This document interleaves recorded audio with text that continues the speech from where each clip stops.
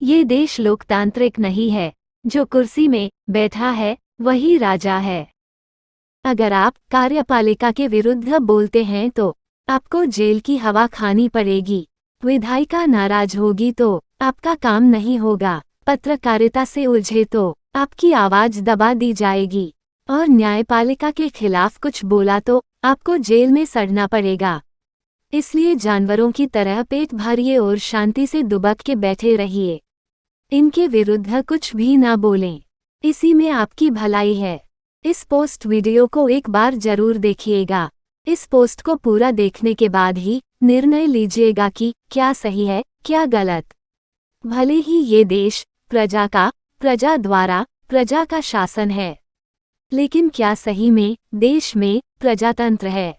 लोकतंत्र के 4 स्तंभ होते हैं: न्यायपालिका, कार्यपालिका, विधायिका और पत्रकारिता। कार्यपालिका में उदाहरण स्वरूप पूजा सिंघल जैसे लोग हैं। विधायिका में लालू जैसे। पत्रकारिता में गोदी मीडिया, दरबारी मीडिया हैं। अब बच गया न्यायपालिका। अगर यहाँ से भी लोग ना उम्मीद हो जाएं, तो वे कहाँ जाएंगे? ऐसा लोकतंत्र क्यों चाहिए? ये मेरा पहला सवाल है इस प्रजातांत्रिक देश की प्रजा से। अब मेरा दूसरा सवाल है इसी प्रजातांत्रिक देश के सिस्टम से। इस देश का आम नागरिक को जब निचली अदालतों से राहत ना मिले तो वो आम नागरिक कितनी बार सुप्रीम कोर्ट के दरवाजे खटखटा सकता है? जबकि सुप्रीम कोर्ट के वकील का फीस ही लाख से शुरू होता है। मतलब सुप्रीम कोर्ट नेताओं और पूंजीपतियों के लिए है। मैं अदालत की अवमानना नहीं कर रहा हूँ, और अगर मेरे इस वीडियो से कोई मानवीय गलती हो जाए तो मैं देश के माननीय न्यायाधीशों से क्षमा प्रार्थी हूँ। झारखंड की एक माँ पिछले 4 सालों से अपने बेटे की जमानत हेतु दर दर की ठोकरें खा रही है।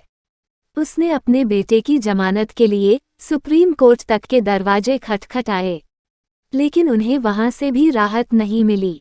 अपितु सुप्रीम कोर्ट ने 6 माह में केस का निपटारा करने का निर्देश जारी किया। उक्त 6 माह को गुजरे 2 साल हो गए, लेकिन अब तक ना केस का फैसला आया और न ही आरोपी को जमानत मिली। झारखंड का उक्त युवक देशद्रोह के केस में पिछले 4 सालों से जेल में बंद है। संजय दत्त और याशीन मलिक जैसे लोगों को जमानत मिल जाती है, लेकिन आम नागरिक को नहीं मिलती।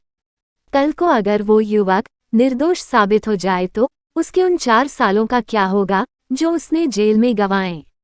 हाल ही में खूंटी जिले में एक आईपीएस अफसर को यौन शोषण के केस में 15 दिनों के अंदर जमानत मिल गई, लेकिन खूंटी जेल में ही बंद अन्य छोटे विचाराधीन बंदियों को डेट पर डेट दिया जाता है।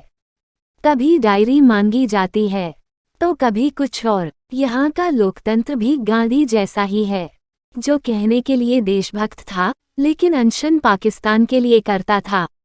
जय हिंद।